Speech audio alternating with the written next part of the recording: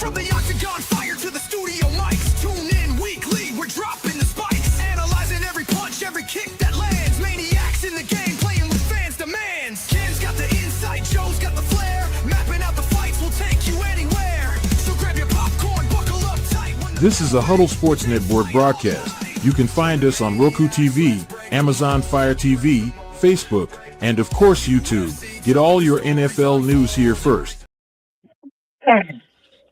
What's up, guys? Back again, MManiacs Podcast. Joined as always by Bare Knuckle Ken. What's going on, buddy? What's up there, man? Sorry, I just caught a coughing fit. Man. So, yeah. I just got back from training and, dude, so, you know, I've been telling you that I train with this former D1 Missouri wrestler, right? Mm-hmm. So when we were sparring the time before last, I got a round off him, and I think he felt some kind of way about it because when we came in on Monday, he gave me a stiff receipt, dude. Let's say that. Like, yeah, dude. He beat me like I owed him money. Like, dude, he sat on my head and just smashed the shit out of me. And so I managed. I mean, as much of a rape as it was, like, I still had my moments. You know, like he managed to, like, he took my back and had full hooks in, and I managed to fight the choke arm and pull his hook off and escape a full back take. And, you know, he was going for an arm bar. I managed to hitchhiker out of the arm bar and roll. But when I rolled, I ended up back in the arm bar position. But I hitchhikered again. And when I hitchhikered... Why don't you explain what the hitchhiker is there? Okay. So, well, let me finish first. So I hitchhikered again, and he abandoned the arm bar and then, like, just pushed me back into side control and then mount again. And then he went north-south, and he got me in this, like, head and arm, like, where he's basically smothering me.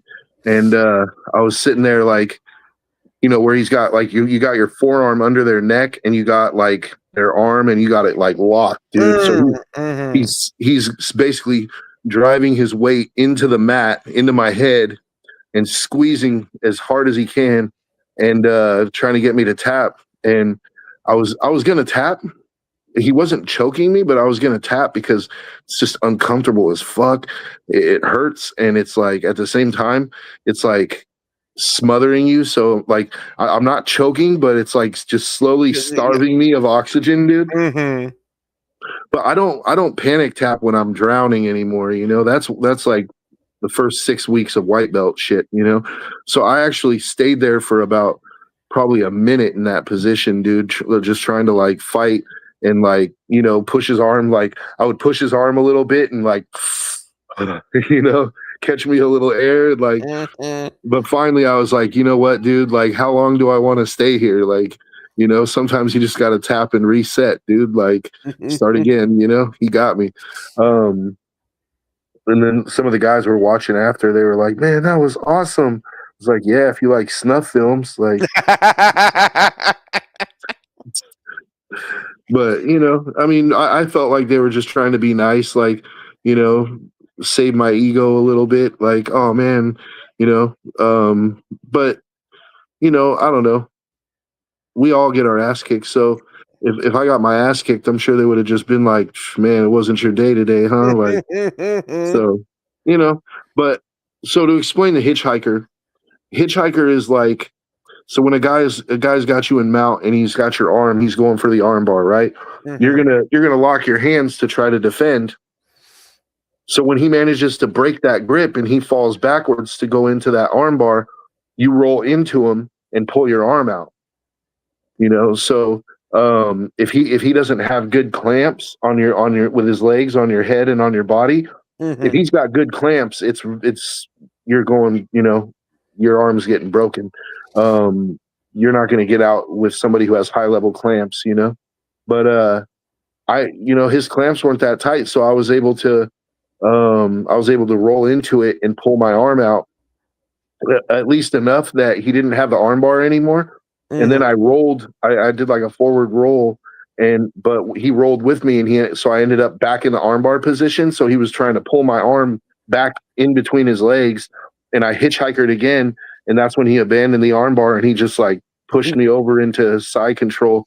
It was like, oh, okay, you're not going to give up the arm bar? Well, then it's smashy smash time. And I was just like, fuck, dude. Like, probably should have just gave him the fucking arm bar, you know? Like, but yeah, it sounds like he made you pay for that one a little bit. Yeah, he made me pay, dude. But I mean, look at what I'm going up against, though, bro. Like, I'm going up against an elite D1 athlete. Like, he's my age, you know. So he hasn't been a wrestler for 20 years, but that shit just doesn't leave you, you know.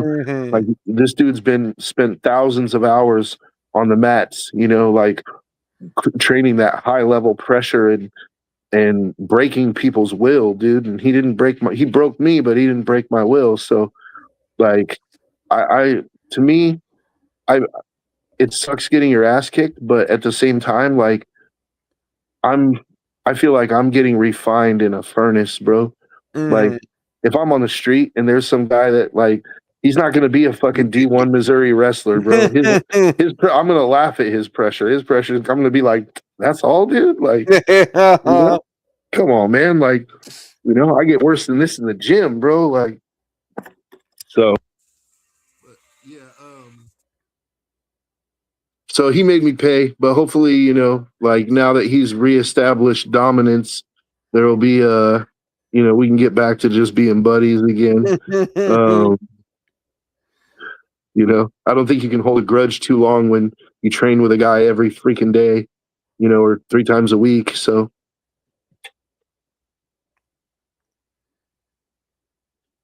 anyway, dude, I heard an interesting rumor.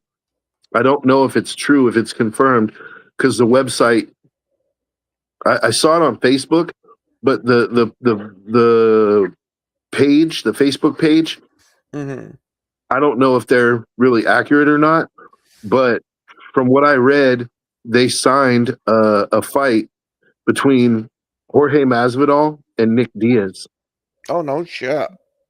And I mean, yeah, Nick is old, right? But Jorge's old too. And, you know, we saw what Jorge did to Nate, but that's Nate. Nick is a whole other animal, dude. Like, Nick has always been the better of the two. So I know it's like, you know, that fight, it'll draw the hardcore fans, and, you know, like, it'll draw people who understand what kind of a fight that's going to be. Like, that's going to be if that fight is true, that's going to be an absolute freaking war, bro. Did you hear about when it might be?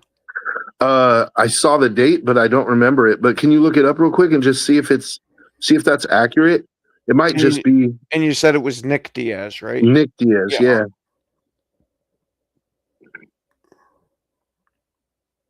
Nick's always been one of my favorite fighters, dude. Like, the reason I started liking Nate is because I like Nick so much. You know, Nick was my favorite fighter, and then you know, Nate started, and he started coming on, and it was like, bro, I love the Diaz brothers. They're from Stockton, which is right like an hour away from me. They grew up, you know, poor and Mexican, just like me, like fighting in the streets. Like, bro, I am practically a Diaz brother, except I don't run triathlons. That's you know, and I don't smoke weed anymore. Yeah, I don't see anything that suggests that this is actually happening. But he did come out and publicly say that he wants to have a comeback. Yeah. I mean, well, that sucks, but at least it's out there in the universe, you know, like for the UFC matchmakers, they can look at it and be like, hey, that's actually not a bad idea, because I don't want Nick coming back and fighting the killers at 170, man. Like, I don't want to see Nick. He already lost to Robbie Lawler on Robbie's way out. the last thing I want to see is Nick come in and get killed by some of these young lions. Like give Nick a respectable fight. I think him and Masvidal is a perfect fight. Like Masvidal has that that burst of fight. Like Masvidal is a very good striker who fights in spurts. You know what I mean? He's got those explosive exchanges where he just like he'll throw 6, 7, 8 punches. He'll come in boom, boom, boom, boom, boom. Like that's his style. Whereas Nick is a very, very good technical boxer who also works the body, something that Nate could. I'm surprised Nate never bothered to pick up because that's Nick's. Nick is the kind of guy. Masvidal throws everything with bad intentions. Nick is the guy that'll sit there and tag you with 50% punches, 50%, boom, boom, boom, boom, and just keep tagging you, sap your gas tank out, and then he starts digging to the body like 100%, boom, boom, boom. Once you're losing, well, you know what I mean? Once you're starting to gas, then he starts digging to the body, dude. Oh, imagine how that would feel, dude. Like you're already gassed, and this dude is just beating your kidneys and your ribs up, dude. Like, oh, Nick just breaks people's will, dude. And that's why I always loved Nick. You've seen Nick fights, yeah, right? Yeah, but it's been a very long time. But yeah, which one was the one that came up through Ultimate Fighter? Nate. Okay, that's the one I'm more familiar with. Bro, then I get to introduce you to a legend. Go back and watch Nick Diaz in Pride and in Strikeforce, dude. Uh-huh. And his early UFC stuff. Nick Diaz was an absolute killer, bro. Like he was, man, like he was a beast, an absolute beast. Like George beat him, but he even gave George St. Pierre a fight, dude. Holy shit. George beat him with his wrestling, but Nick was no slouch, bro. Nick was an absolute killer. But I mean, he's 43 years old now or something like that, dude. Like he's my age, so it's a young man's game. So like I said, give him a legend fight, but don't do him like that. Don't throw him in there with somebody who's like, the top 5, top 10 guy right now, dude. Like I don't want to see that. Plus, Nick's been on the shelf for a while now. He was in rehab for a year, and because he started drinking real heavy or whatever. Like the last thing I want to see is them feed him to the wolves, have somebody build their name off of him. You know what I mean? But anyway, I mean, we'll see what happens if he really is trying to fight. Like, I wish he would. I would like to see him fight one more time, just because I'd like to. Selfishly, I'd like to see him go out on a win, He was talking about, in what I saw, that he wants to come to try to fight either Islam or Marab, or not Marab, Islam's buddy there. Which one? The undefeated fighter. I've drawn a blank on his name. Islam's buddy. Yeah. Khabib? Yes, Khabib. Thank you. I was freaking. Khabib, yeah, Khabib's not coming back. Yeah, I thought that one was a little. But it doesn't surprise me though, because Nick is not the kind of guy that's going to want to come in and beat up some journeyman. Like Nick is like he wants to fight the best because Nick really does believe he is the best. Oh, yeah, because part of that was saying he wants to try to become a champion again. Yeah, but I don't want to see Nick fight Islam, man. Although I will say I do believe, even as old as he is now, that he's not an easy out for Islam. Like Islam might be able to control him with the wrestling and everything like that, but like Nick is not an easy out for anyone, dude. And Nick has a high level black belt jiu-jitsu game, dude. Like he's a Cesar Gracie black belt. He's no joke, dude. Nick is he's a monster, but yeah, the odds would have to heavily favor Islam, dude. Like, but if we could go back and get a time machine and we could get like 25-year-old Nick Diaz versus Islam, now we're talking, dude.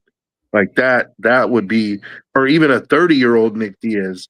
You know, because Islam's already 30 something. You know, like Mm-hmm. you get give me a 33-year-old Nick Diaz versus a 34-year-old Islam, bro. It's yeah, that would be a fucking banger of a fight. But I think it would still the odds would still favor Islam, but it would be much closer.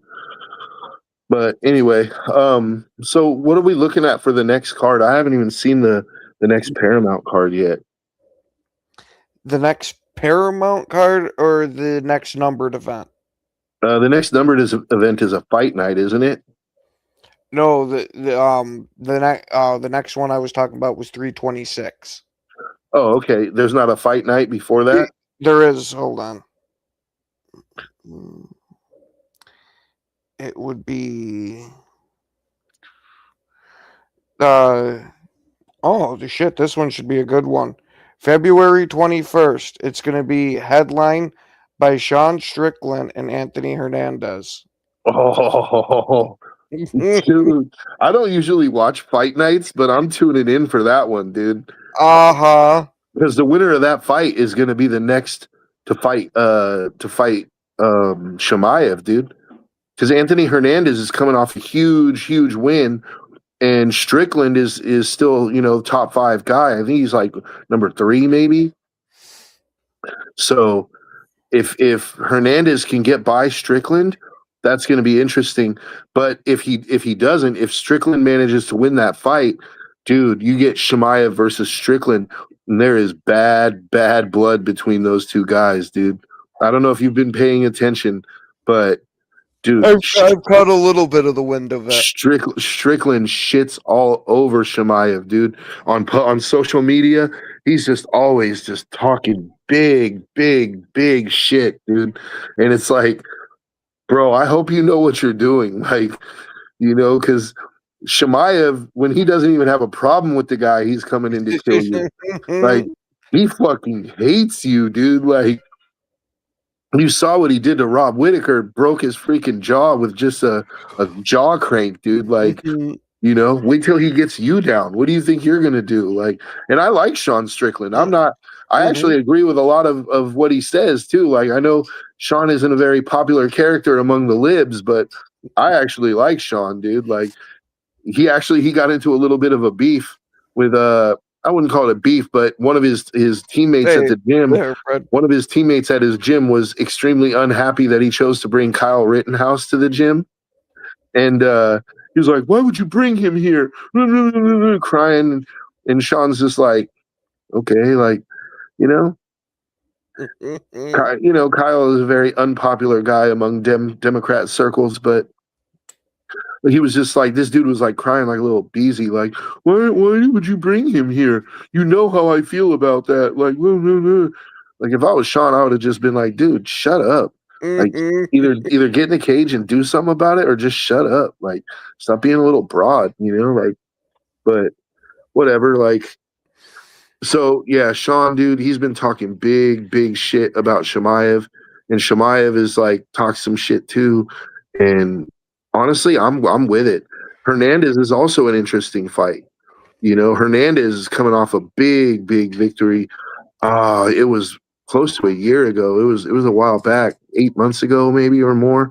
I forget who he beat, but can we look that up real quick?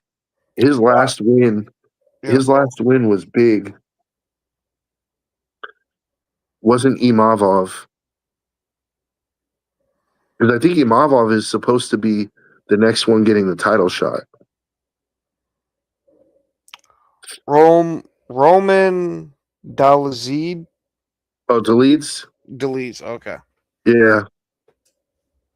That was his last win? Mm-hmm. Really? I thought he had one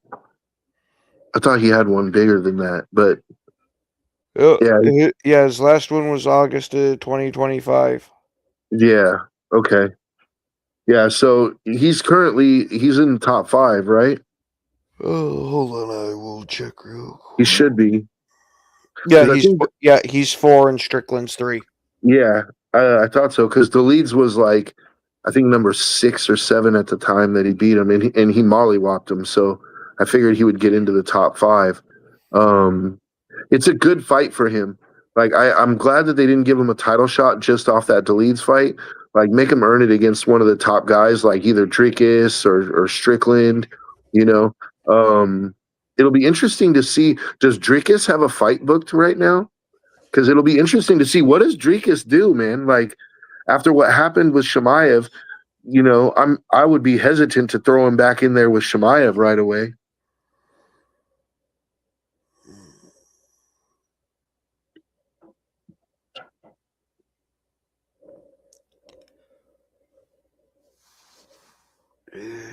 I'm not seeing anything so far for him having a fight lined up. Good. Hopefully he's in Dagestan right now. Hopefully he's training with Islam and Khabib right now. Yeah, I'm not seeing anything at all about him fucking having a fight already scheduled. Yeah, he needs to go work on his wrestling. If he's going to have any chance against Shemaev, he needs to go to Dagestan and go work on his game right there, dude. So is Shemaev booked for a fight already? He should be booked. I think it's Imavov is the number 1 contender, right? Dricus, Dricus is number 1 because Dricus just lost the belt. Yes, and then Imavov is 2. And then Strickland is 3. Hernandez is 4. Who Izzy's 5? Or is Izzy lower down? Izzy 6. Braden Allen is 5. Interesting. I'll be interested to see what they're going to do with Izzy too. Like, you know, where's he gonna fight next? The middleweight division is kind of interesting because Shemaev realistically has a chance to go on a huge run, dude. He could have multiple title defenses. But if Strickland can beat Hernandez and Strickland can force him into a stand-up fight, that would be interesting. Yeah, there's nothing booked for him yet either. And you know what? They were just speculating about who he's going to fight about a week ago. You know what would be interesting? Like I like Hernandez, but I'm kind of rooting for Strickland in that fight because Strickland, as quiet as it's kept, Strickland has the best takedown defense in the division. Like you might be able to get him down, but you're not going to keep him down, right? So it's the ultimate test because what is Shemaev? It's like Shemaev, if he gets you down, you're not getting up. Whereas Strickland, if you get him down, you're not keeping him down. So it's like it'll be a really fantastic fight in that sense, like to see who's able to impose their will, you know? Like who would you lean towards in that fight? Now, I like Strickland, but I've seen Shemaev just dominate people too easily, and that's stuck in the forefront of my mind, so it's hard to get off of that. Yeah, I favor Shemaev too. And I think that there's actually a non-zero chance that he dog walks Strickland. But I can see it. But I also, like I said, Strickland, that's kind of the litmus test though for me for that division, because if he can dog walk Strickland and you know take him down and keep him down, he's gonna defend that title 10 times, dude. Like as long as he wants, he's gonna be champ because there's nobody else in the division that has the takedown defense that Strickland does. Mm-hmm. So that's gonna be like, man, that's going to be crazy if he can dog walk Strickland, dude.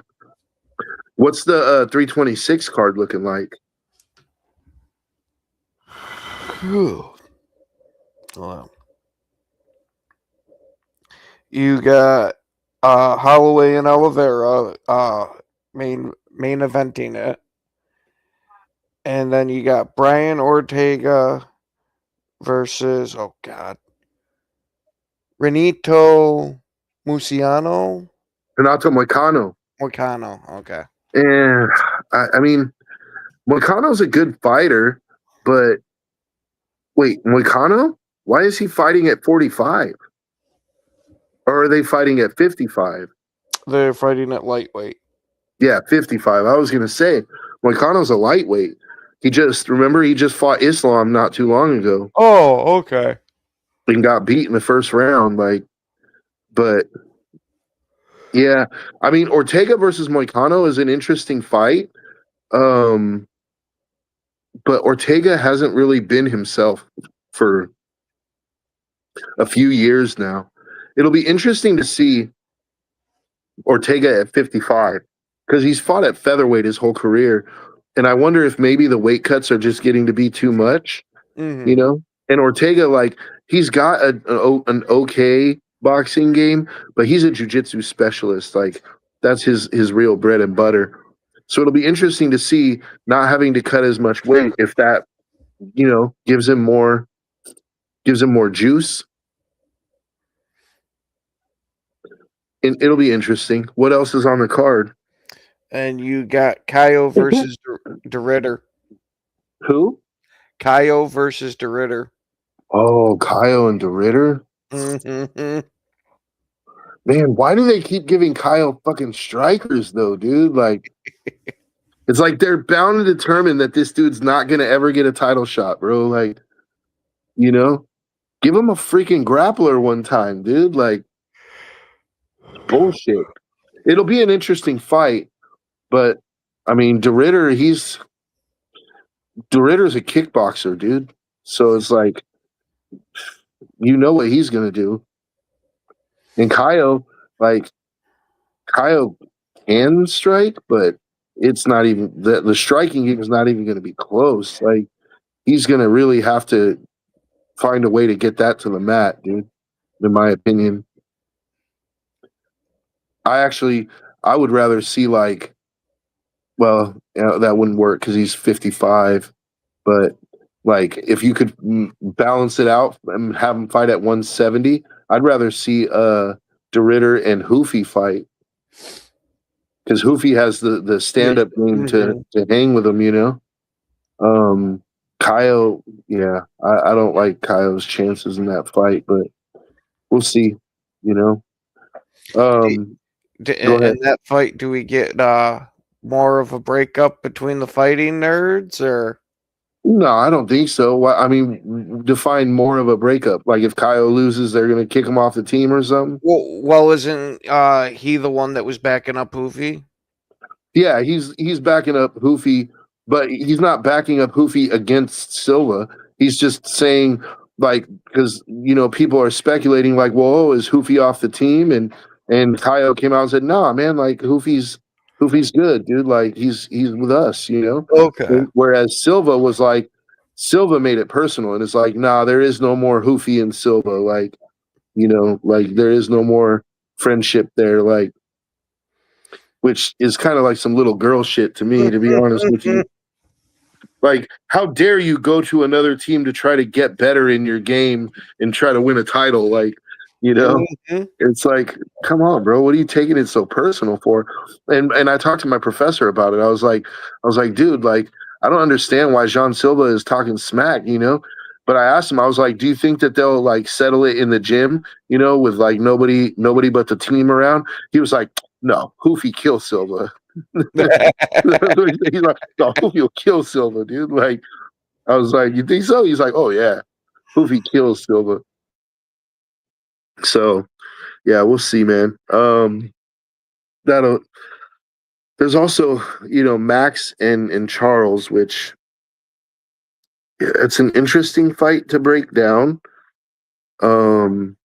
Charles, he's still technically Charles, I guess, but after that Elia fight, it's like, I don't know, man. I hope that didn't crack his chin forever. Because then I think Max will probably knock him out too. And Charles is no spring chicken. So, this might be Charles's last fight. If not, then he's maybe got one or two left. Max is kind of getting to that area too. Like, Max is probably going to hang him up pretty soon too. The one thing I don't get is why would you make that fight for the BMF though? Like, Charles, as good as Charles is and as good of a finisher as he is, he's not known for knocking people out. He's not known for standing there and being like fighting stand up wars. Like he'll fight. He has had some moments in fights where he'll have a stand up banging war, but he always uses it to jump on your back. Like if he can rock you or if he can get you, just stun you for a second, he uses that opportunity to hop up on your back and choke you. So I think it's an interesting fight, but I don't know necessarily that it should be for the BMF belt. Like, just my opinion. I think there's better fights that could have been made. I honestly, like, now that I think about it, a really good BMF belt fight would have been Max versus Saint Denis, Benoit Saint Denis. That fight, because Benoit is the type of guy that, like, he's got 1 or 2 rounds of cardio in him, and he's just going balls to the wall, dude. So it would be interesting, especially in a 5-round fight.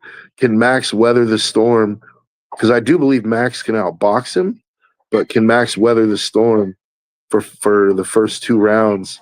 Because if he does, I believe he takes the fight, and it'll be easy by round 3 or 4. He'll be winning easy. Might even probably even put him away. But I mean, I get it. Charles. So Charles, I was talking about Charles and Max. Like, I like the fight. It's an intriguing fight. I just don't know why they decided to make it the BMF fight, though. That's what I was kind of wondering. Because, yeah, Charles has the accolades of being the number 1 finisher in UFC history and all that. But the last time we saw this guy, his eyes were reading tilt. It's kind of hard for me to say, that's a bad motherfucker right there. I know he is because of watching him before.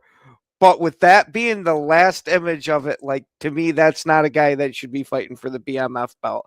I think that this is kind of their way of giving him a send-off, that they might be making Max the career killer.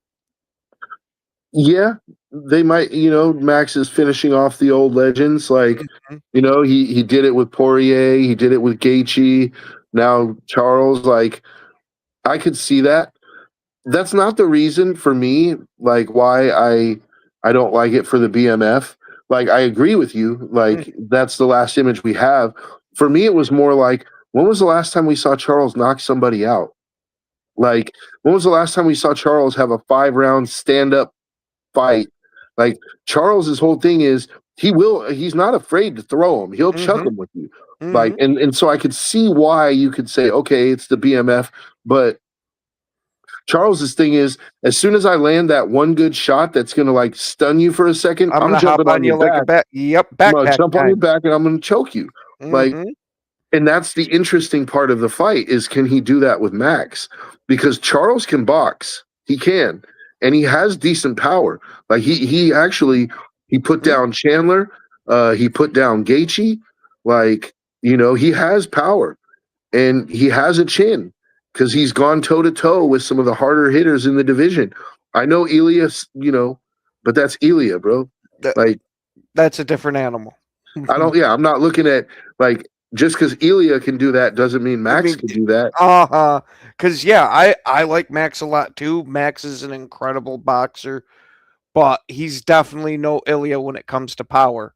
No. Like, Max I don't even think it's the same. Yeah, I don't even think it's the same scale. Ilya's going to beat. Ilya. Max is going to beat you on pure boxing skill. Yeah, and Max finishes guys, but it's volume. It's not power. Yeah. And I mean, he does have some power, because, bro, Gaethje, like, to put Gaethje out like he did, but people kind of. Hey, I was gonna say that was also with a wide open jaw too. That's what I was going to throw in there. Is like, people they sort of tend to forget, like, because he pointed to the middle of the octagon and said, "Let's chuck him." People kind of seem to forget that Gaethje had a broken nose, so he had to have his mouth open to breathe. So he's not clenching his jaw. So when he got caught, it's just that went straight to the nerve. It's loose jaw, dude. It's loose jaw. Yeah, you're going out, dude. So not to take anything from Max, he still landed the punch and Oh, absolutely. he flatlined him, dude. And Mhm. and there's no complaining about it because he broke Gaethje's nose with the kick. It wasn't an Yep. accident. Like Max did what he had to do, and he knocked him out. But there's nuances to it, is all I'm saying. Like, Mhm. and so I think it's going to be an entertaining fight. Um, I think Charles's only real chance is to land that shot that can get him onto his back, right? And it can get him onto Max's back. Charles is a live dog, though. Charles's Oh, jiu-jitsu, yeah. bro. Yeah. I'm not going to sit here and say he's got no fucking chance. It's just if this stays stand up, I heavily favor Max with it. But if it gets towards the ground, let me rephrase that. If they get close enough for Oliveira to fucking grab him, I think that gives Oliveira a good shot because we've seen him finish guys standing. Yeah, yeah, that's what I'm saying. And Oliveira is like Patty Pimblett 3.0, dude. Like how Patty is like create chaos to make the scramble and then use the scramble to just get into the position for a choke, right?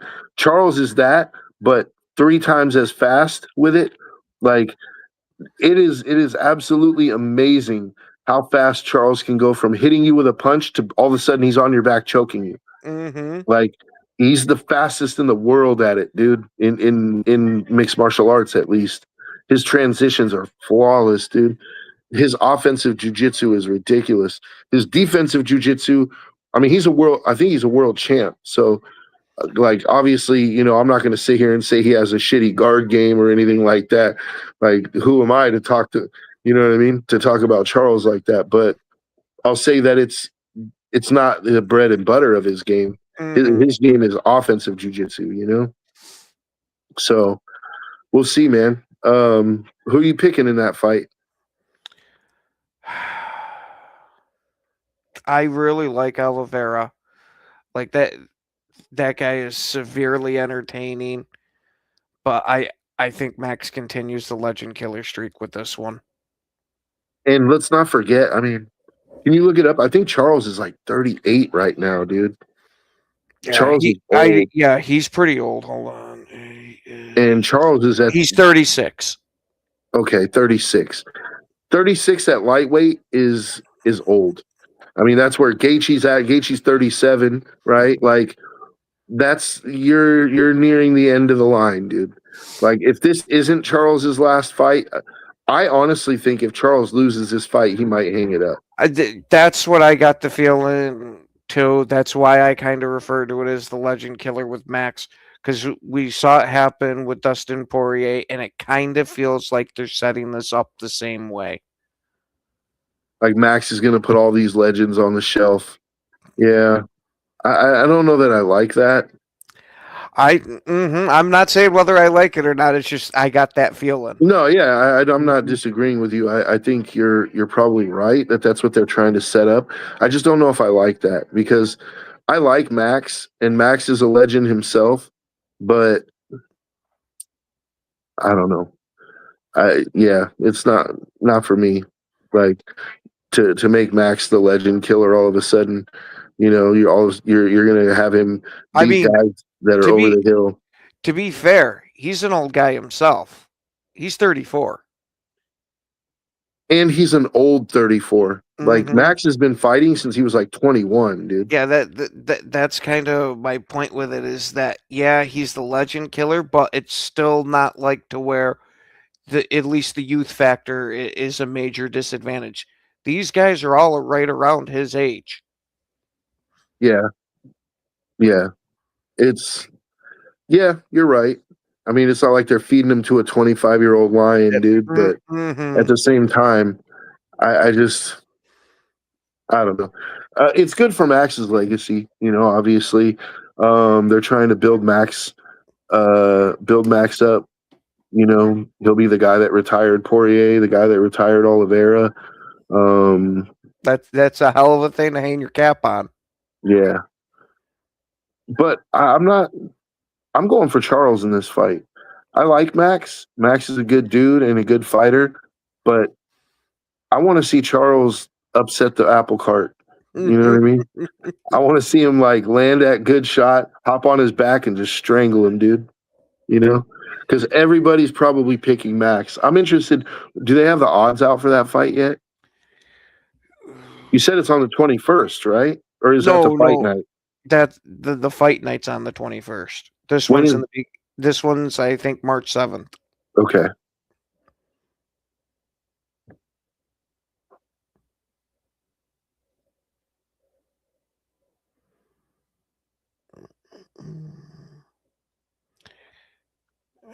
Right. As of right now, it is Holloway minus 200 and Oliveira plus 154. That's not bad. I mean, they're making obviously Holloway's the favorite, but he's not a heavy favorite. Mm-hmm. They're that I'm okay with that. They're showing Charles some respect there at minus 155. I mean plus 155. They're showing him some respect there. Mm-hmm. So I think they recognize he's a live dog too. And I'm going for Charles, man. I mean, for obvious reasons, right? Like he's the jiu-jitsu guy. Like Just like I'm going with Max because he's the boxing guy. yeah, it's all good, man. It's all good. We're gonna find out. Well, you know, like we're gonna find out. I hope Charles can get it done, dude. Because that would be dope. Like he's already I think he's a 2-time lightweight champion, I'm pretty sure. and he has the most finishes in UFC history. So if he finishes Max, he adds to that. Plus, he gets the BMF belt. I mean, if I'm Charles, if I win, I might hang it up. Oh shit! If I win, I might try to squeeze out another big fight out of it. Since Maybe I got so. since I got the BMF belt, fuck it. Might as well milk one more payday out of them. Do you defend the BMF belt I would bucket. for that last fight? Uh-huh. Because I was talking about it and I was like, you know what I think would be a banger fight for the BMF would have been Max versus Benoit Saint Denis. I definitely would like that. Because Benoit Saint Denis, that's that fight that we just watched of his is one of the few fights of his that I actually remember in that. And he impressed the ever living hell out of me with that fight. I want to see how he can do with Max's timing. Yeah, and not just that, but it's a style fight, right? Like Max is a volume striker who's going to outstrike you over the course of 5 rounds, whereas Benoit comes in and shoots his load after by the second round, his balls are empty, dude. Like, and Max is a pretty damn decent counterpuncher too. When you got a counterpuncher going up against somebody that's just all forward, and that's one of the reasons why I like Saint Denis there, is seeing that all forward type of fighting style. You don't see too many guys run with that. no, he doesn't take a step backwards, man. Mm-hmm. But he's also intelligent with his pressure for the most part. Like that's what I think makes it interesting is that, and Benoit can punch, dude. Mm-hmm. He can clip, dude. But he tends to shoot his wad by the end of the second round, dude. Like, you know what I mean? He's just so forward pressure that by the end of the second round, it's like his gas tank is depleted, dude. So, I mean, it would be interesting if he, hopefully he's working on his cardio, because if you're going 5 rounds with Max, like you're going to need all the cardio you can get because he's going to keep you moving. Max is going to, it's going to be hard to walk Max down for 5 rounds, dude. Mm-hmm. But Benoit Saint Denis has the power to actually finish him. Mm-hmm. If he can finish him, if he can hit him early, he could finish him. But Max is so sharp with the boxing, though. That's why I said that would be a banger BMF fight, dude. But if Charles can beat Max, I wouldn't mind seeing Charles versus Benoit either. See how Charles weathers the storm, and then You know? I I almost got the feeling, and this is just pure gut instinct, nothing to go off of it. But with Benoit's style going up against Oliveira, I think Oliveira's just going to use that as the trap to set up his submission. So you think he has a better chance against Max than he does Yes. against Charles? Yes. Styles make fights. Because at least with Max, you know it's pretty much going to be a fucking let's stand and bang type of shit. Not point in the center of the ring the whole fucking fight, because Max is obviously going to box the guy. But you at least have more of a shot that way, in my mind, versus the man that can fucking pull the submission pretty much out of his ass. Mm-hmm. And when you got that kind of pressure, it's real easy to make simple mistakes. And Benoit, like, you know, it'll be interesting if it ends up on the ground to see how he handles that kind of pressure that Charles can put on you, dude, with that jiu-jitsu, you know? Like, because let me tell you, like, having somebody on your back, whether you're standing or not, standing is even worse because you're carrying all their weight on your legs, just gasses your legs. But even on the ground, like, having somebody just riding you for round after round, dude, like, it's exhausting, dude. It's really exhausting. So, you know, we'll see. If I'm Charles, I might consider hanging it up, but I could be talked into another fight, especially if it's a BMF, like defend the BMF belt. Who would you like to see? Looking at that top 5 to top 10, like let's break down the lightweight top 10. Who would you like to see Charles? If Charles wins, who would you like to see him fight? And if Max wins, who would you like to see him fight?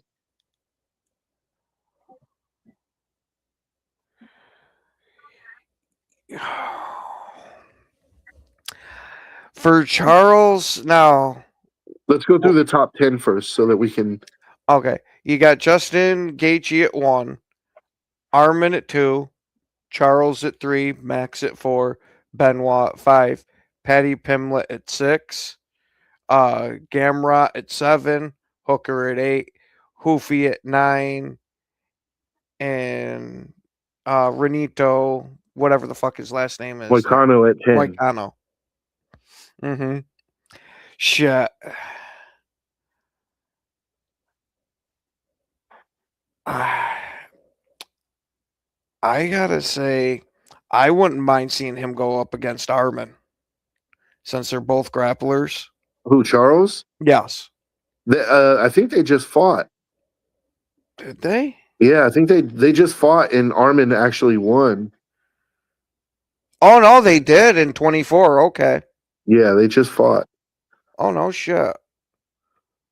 Actually, so how about this one? So if Charles wins, because they're not going to give Charles another shot at Ilya right now, dude. Yeah. If Charles wins, I say Charles versus Paddy. I was thinking that, but I think you got to give Paddy somebody else in between before you give him that BMF belt. Well, it doesn't even have to be for the BMF belt. Like, so Charles is going to fight right now, right? Mm-hmm. Paddy just fought. Yep. So Paddy's next fight, he's probably going to have to fight down the rankings, you would think, but who knows? Because Charles is the one guy in that top 5 that presents an interesting challenge for Paddy.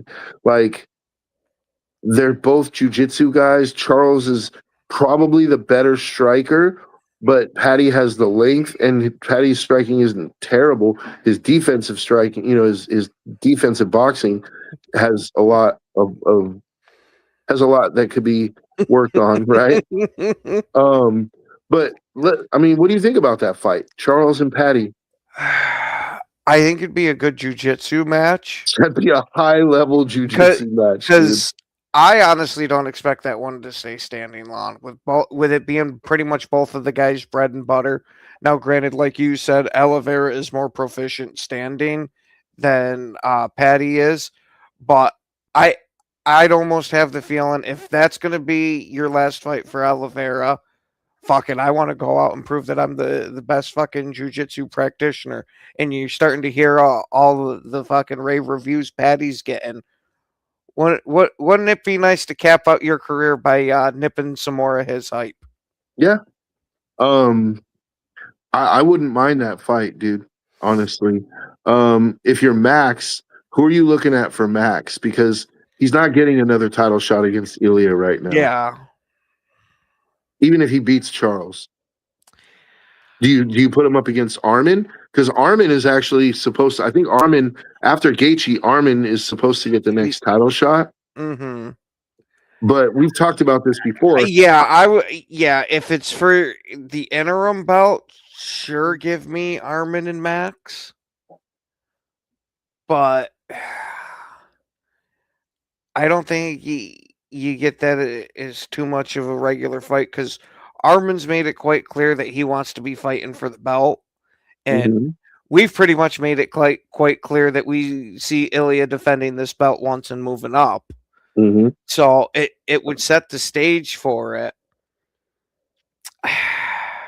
I just don't. To me, it makes perfect sense, don't you? It makes sense, but I don't know if I want to see Max Holloway get wrestle fucked. No, I'm not talking about Max versus Armin.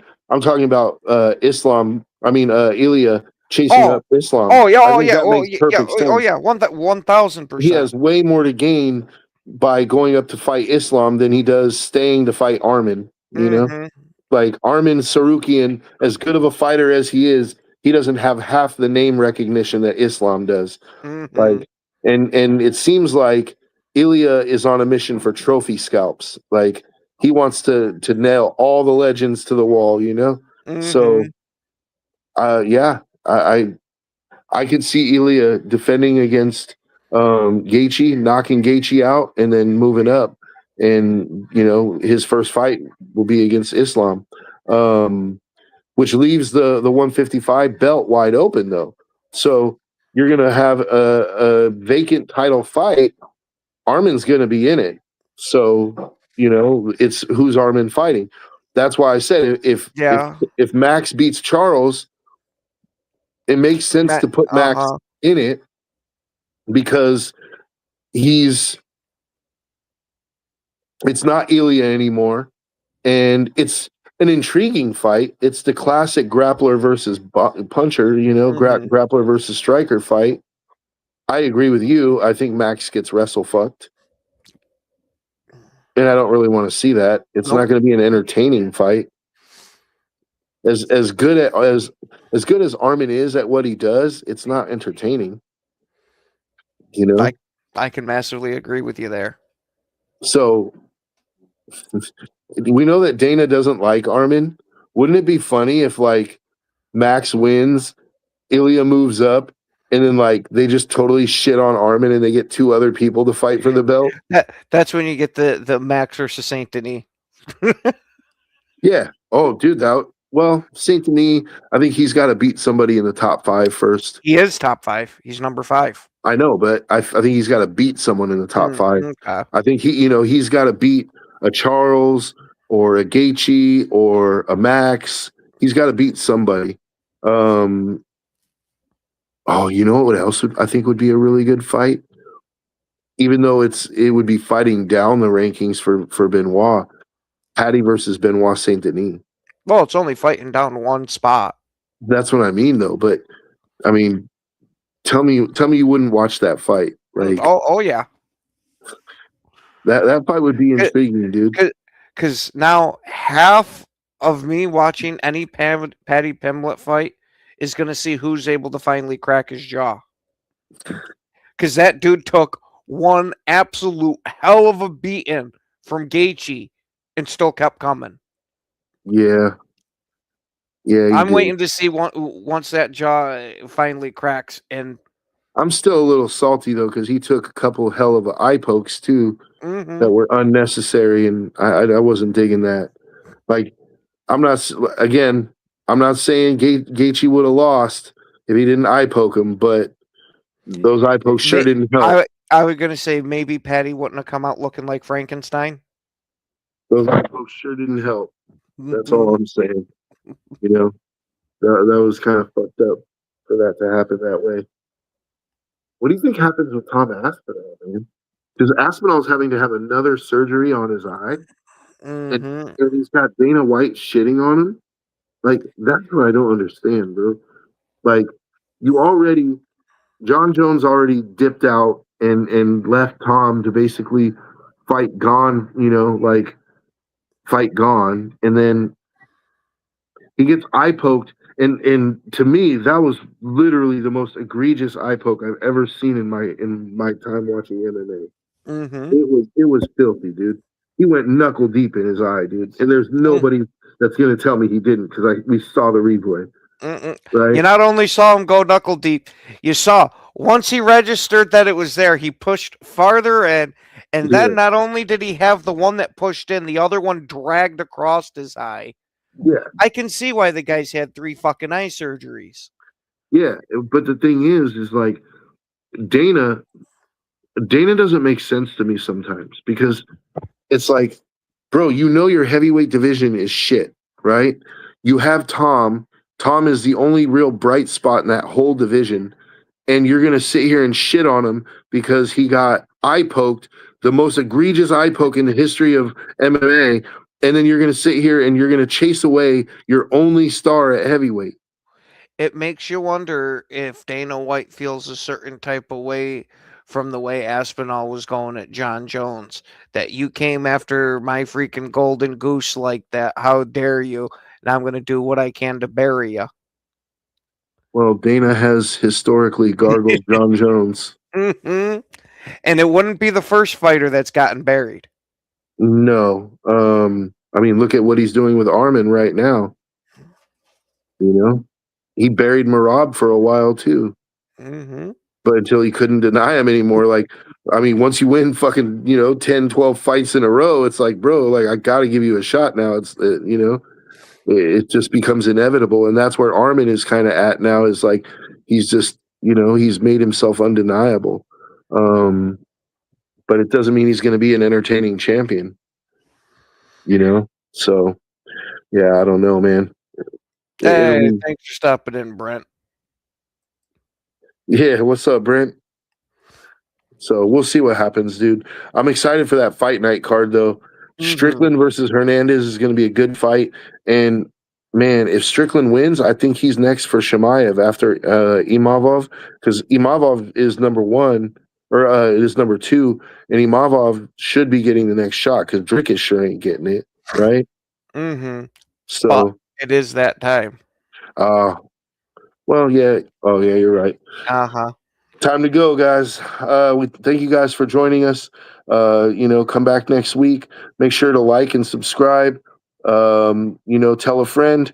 And thank you guys. Ken, you got anything to say on the way out? Nope. We will see y'all next Sunday. Or next Wednesday. Wow.